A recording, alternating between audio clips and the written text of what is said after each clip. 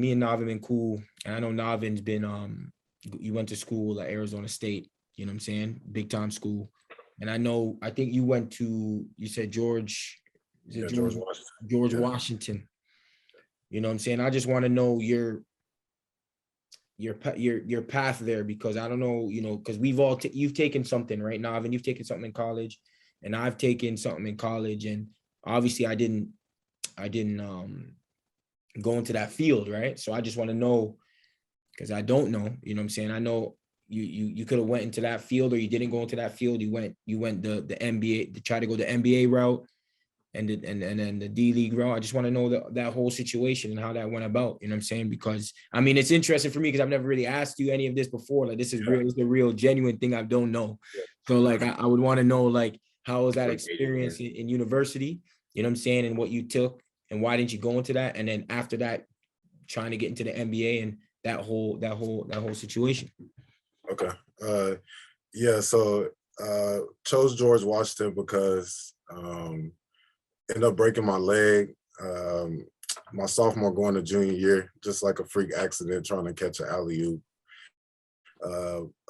Broke my tibia in 3 places. So the reason why I chose George Washington, I had a lot of schools on me at that time. And I chose George Washington because they kind of stuck around through that. When all the schools at the time, the big schools, the Purdue and Tennessee, Oklahoma University was right there. Those schools, they kind of big schools right there. Those they kind of laid off me. They kind of laid off me. So George Washington was, asking moms to, if they needed to help with paying for surgery, and was still coming to see me with my leg in a cast, all this type of stuff. So when I came back and start averaging 26, senior year, now here come all the schools. Well, like, lo and behold, they don't know, like, I had already committed to George Washington, you know what I mean? And I could have been Blake's teammate and that type of stuff, and probably took that route. But at the time, I wanted to get away, and I kind of chose the school off of just loyalty, you know what I mean? And then, finding out. I know, I just want to know quick, do you regret that or no? I don't regret nothing in life, man. But true. Do you think you could have made it? Okay, keep going. I don't regret nothing in life, but that was a big decision in my life that I didn't have the right people around me to make. I know I talked about my brothers and well, my brothers was kind of going off doing their thing, and at the time my parents had separated for a while. So my dad wasn't 16 to 18, like around those ages. He really had no influence like on what I was doing or what I had going on. So when I say I wanted to get away, I mean that. Like, I want, like, that's DC, like Oklahoma, you know what I mean? So like, yeah, get away, and I wanted to be a criminal justice major. So, that was the top school for that. So it ended up seeming like it was going to be a good thing for me. You know what I mean? They was asking me if I wanted to be one and done and all that type of stuff. So I turned down OU again, right before I left. The coach came to the game and was like, X, like, come on, man, bring the package on, man. Like, what are you doing? Stay at home, man. And like I said, man, still, like I said, not really having the guidance that I did have around me growing up at that time. I was just like, no, I'm out. I'm out. Like, I'll figure it out. Like, they play basketball out there too, right? So I'm out. But older me, of course, you know what I mean? Of course, like, that probably would have been a different route, but I probably wouldn't be here with y'all right now. So that's true. So it happens for a reason, huh? Yeah. So I definitely so at George Washington, I started every game freshman, sophomore year, and just kind of ran into some problems with the coach because I felt like he was trying to prove a point to a senior, but using me as a freshman and a sophomore to prove those points.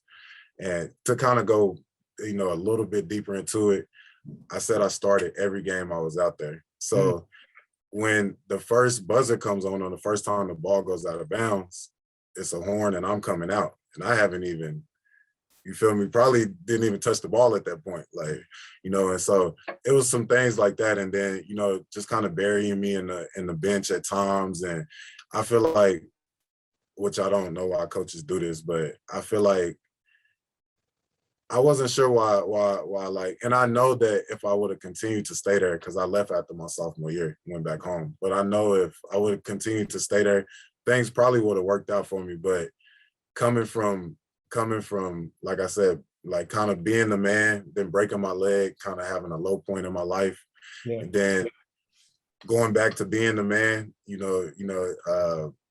getting Cole Player of the Year with Blake in 2007. Did you know that? I did not know that. That's big. He told me that recently. I was like, so what? Getting that to senior year, I'm going into college like it's time. It's still my time. Like I'm not playing. Like no, one and done. Like yeah, I thought we was doing that. Like let's do that now. Like and the only way I could do that is be on the court. You know what I mean? And so I was ready to be the man right away, and kind of didn't want to go through the bumps and bruises. One funny thing that I just thought about is until you can do 25 straight pull-ups, you can't lift weights at this. Like this how this particular weight coach was doing. Like until you could do 20 to 25, then you can't lift weights. Like so until like the whole time I was there, I basically didn't lift weights because like I could never do it. Pull-ups. I could never do it. Yeah. He's like, you gonna try to pull ups today? Like, I'm like, man, I ain't doing none of this, man. Like, I ain't doing. How about none of it? Yeah, how about none of it? But yeah, so workout plan. Yeah, so I left there after 2 years, man. Didn't really lead the right way, and kind of just left without telling anybody, man. Kind of just, my mom said, this is one of my mom's moments. I didn't ask my dad. I didn't ask nobody. My mom like, if you feeling like that, just come on, baby. And I was like, what? Like, all right, see you soon. Like, so yeah, I ended up leaving, man, and ended up going through a whole situation with my, getting my transcript with them. They was kind of upset with how I left and wanted me to come back out there and all that type of stuff. I wasn't going back. So, OU kind of got on me again. And OU wanted me to pay for a semester. And so kind of like walk on the first year. And then there was like the second semester, they'll decide if they want to give me a scholarship, Okay. I didn't want to do that. It was still kind of like a, still kind of like a cocky, but humble kid. Like I was cocky to myself, like, and that might have been a good situation for me. And I remember I was just talking to my brothers and them about that, not to get off subject, but if any kid has a chance to redshirt, sit out a year, those are great years, mentally, physically, you know what I mean? Just all around great years. Like, and I go back and I think like, hey man, I think that makes you weak. Like I think that means you sorry when you redshirt. You know what I mean? But you're not thinking like, and you get an extra year to become something else and still be the same grade. You know what I mean? So, yeah. So after that, man, I went back home and decided not to go to OU. Decided to go NAIA. So I could kind of stay around the crib and be around, let my mom them see me play more often and that type of stuff. So went to Southern Nazarene, and it was a private school, private Christian school, and it was different. Like for me to be there and had to learn a lot of stuff. Had to learn a lot of a private Christian school. Yeah. Was everybody moving like they was Christian, or was they doing their thing? Hey, like I said, man, you have to learn how to move, man. You have to learn how to move, man. But yeah, so you have to learn how to move. So yeah, man, it was different for me going to the Christian school and kind of being at home with my friends still, and I had to learn how to be professional and how you coming around certain people and da da da da da, and so yeah, I ended up going there for my last 2 years. End up getting All-American. Mm. Yeah, so First team. Right? yeah, I ended up getting first team All-American. And then team All American. Yeah, that year. And then the second year I got point guard, shooting guard. Man, they still don't know that position, man. It's just he just out there. Just out there. Nah, in college I played a lot more of the small forward position. Oh, so they gave you like they gave you a small forward All American, or did they do it? They didn't do it by a position. Or Yeah. I don't think, if I think back, I don't think they did it by position. I think they did the best 5 players in the nation like that. Okay, I understand. Yeah, so yeah, man. Then the next year, we had 6 or 7 D1 transfers on our team. So we had kind of attracted some players, and we was ranked preseason number 2 in the nation. And the next year, I got kicked off for one of my teammates right before nationals, like 2 days before we went to nationals. They found a used condom in my room, and it wasn't mine, but I wasn't gonna tell on him either. You know what I mean? So, and he stayed in the dorms to where like nobody can come in the dorms. So I stayed in the dorms where people could come. So he had a friend over. You know what I mean? I ain't gonna say your name, but you should have told on yourself. You probably got a chip. but I didn't say nothing. He didn't say nothing. So they basically put me on 6 months probation. Yeah, just for having that in my room. And like I said, it really wasn't mine, but I wasn't gonna be explaining that to them. So I let them do what they want to do. They was kind of already eyeing me anyway. So from that point, priest people, come on, man. Yeah. So from that point, I'm playing. So from that point, I already made my mind up that I wanted to be a pro. So from that point forward, I stopped going to school. I just really like 3 times a day start working out. Like really want to be a NBA player. So I'm like, the Thunder, I had kind of played with them, during the lockout year I was home and all that type of stuff. So, I became close with the organization. So, they ended up drafting me. The D League team ended up drafting me, which was good for me. Like I was telling y'all earlier, like at that time, if I didn't get drafted, like I really didn't have I went to a couple overseas camps, but I don't know if Jordan, but in the States, like some overseas camps are scams. You know what I mean? You pay $500, $700 and go score 40 and still don't get no job. Like, so, I was going to all the camps I could and all that type of stuff. Really, then nothing came of it. So ended up they wanted to draft me. So it was cool or whatever. They were the 66ers or something like that? 66ers that year. That year was the lockout year. So as a rookie, I got to start like 28 out of 56 games or something like that, half the games, because after the lockout, they still was taking their players they was kind of looking at seriously, and they was in veterans camp, all that type of stuff. So all the rookies got to play. So I came in, doing my thing, and excuse me.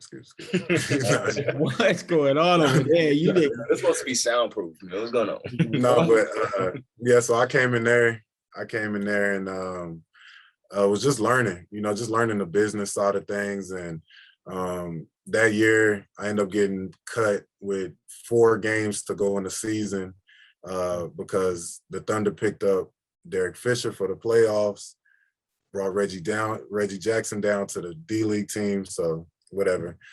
So then the next year, all of those coaches, which is crazy, all of those coaches got called up. So the next year was a whole new set of coaches. So I had to try. So that year I had to try out and made the team again. That team was the 66ers again. And what position they had you? That time I was playing small forward as well.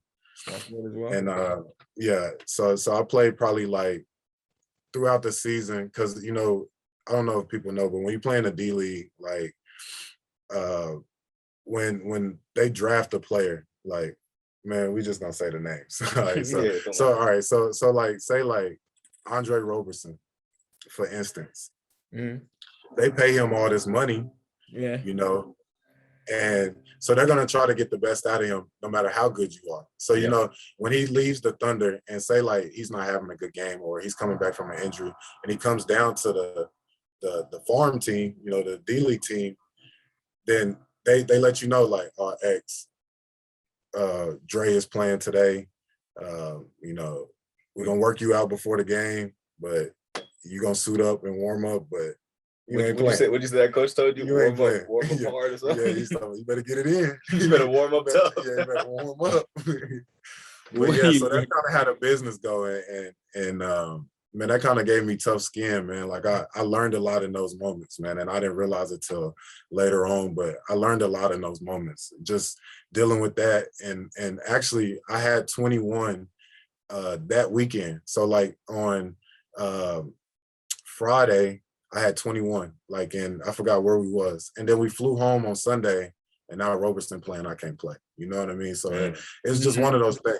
You know, it's just one of those It's a things. merit thing. It's not Yeah, even yeah, like- yeah. It's not even. That's why people say it's political, and Yeah. that's the sense that it's in. So, the next year after that, decided to go to Tarnobrzeg, Poland, and man, I hated it, man. I hated it. Like I hated it. I don't care if none of them hear it. None of them. I hated that place, man. It's like 9 months. I was there 7.5 months. It snowed. Like it was snowing. Like not snow on the ground this day and sun this day. Like it's coming down every single day. Like in the, you know, the days. I don't know, man. You're just. It had me iffy about overseas. So yeah, I played there, man, and wasn't really getting all my money, like just dealing with a bunch of different things, you know what I mean? And How was your play though? How was your play though?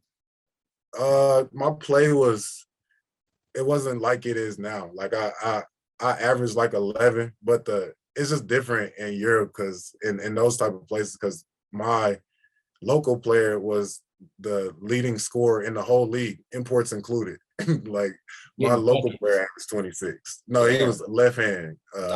Nice. Getting Nice. buckets. No, really nice. Yeah. Like really nice. So you know, and we had 4 imports. So you know, it was nobody was really getting like 20. He was getting 20 and probably 2 other people was getting 20 in the whole league. But besides that, you know, the 15, 16, 12s, you know, and so I probably was about, you know, 11, probably 6 and 5, you know, that year.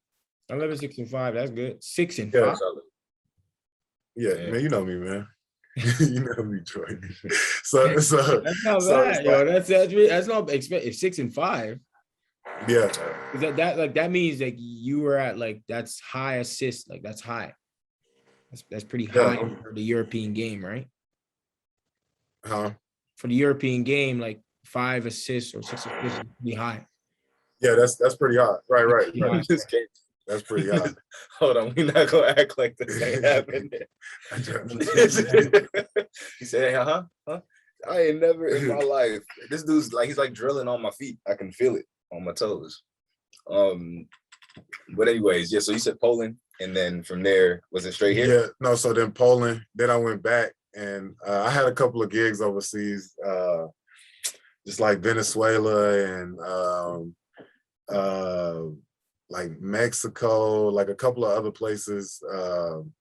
Angola was another one of the places. Wow. And I decided not to go, man, because the D League team now moved from Tulsa, Oklahoma, which is like an hour and a half from where I live, to downtown OKC, like to where now, you know, the Thunder has this thing rocking, you know. So you know, I was like, man, here go another chance for me to, you know, to show what I can do. And that year was a great experience as well. I didn't have to try out. They handpicked me, and kind of like, I think people don't notice, like kind of like the ABL, kind of like each D League team gets to have a local player, right? So the last year that I was in there, they was like, we're gonna get this steal. Like we're gonna draft good players, and we're gonna get like this guy who's in Oklahoma City, you know what I mean? So that last year, I was on the team as like a local player. I had been, when I came back from Poland, I had been working out with them. And like I was telling y'all earlier, you know, anytime they need, you know, somebody to, you know, make it 5-on-5 or whatever the case, come out and work out or play, you know, play against Roberson and work out with them, that type of stuff. I was available for that, and still got a great relationship with the organization, and can go in there right now and shoot and get treatment and all that type of stuff while I'm home. So that's what's up, bro. yeah, so still got love with the organization and stuff. And then after that, was kind of ready to go overseas because, like I said, sticking with the D League at that time, it was the D League. Now it's the G League. So things have changed over the years.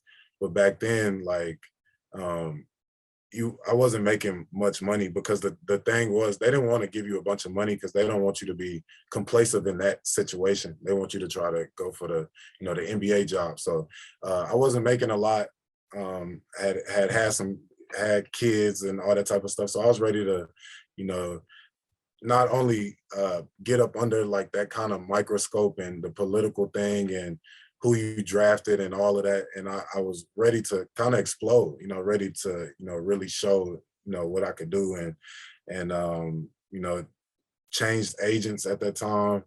And one of the first things he talked about was he got a place in, you know, Asia. And I'm like, Asia, like where, He like Singapore. So I looked it up and I'm like, okay, yeah, this don't look like Poland, baby. Like, yeah, I think I want to go there. You said it's hot all the time, like all the time. Yeah. So yeah, man, just took that gig on, and I know they told you a funny story about how they thought I was short, you know, when I first came in because, you know, the league was all big men when I got here, 6'11", 7 foot, 7'2", all that, and me at 6'6", 6'7", when I first got here, those are the players I was guarding because it was no guards. It was like the guards were like the dual citizenship players like Tyler Lamb, you know what I mean, and those type of players. So those were the guards. So the locals was guarding the guards, and I'm guarding this big dude right here, like, you know what I mean? But I mean, you can work him on the other end. Right. That means we're gonna go fast down there. So that's kind of how we, you know, and that was funny. And he was like, man, your agent said you was da. And I was like, man, just start the games, man. Like, let's just start the games. And so, you know, started off by killing my teammates in practice. You know what I mean? Then when the games got going, man, you know, poetry in motion since then. You know, the rest is history, literally. For sure.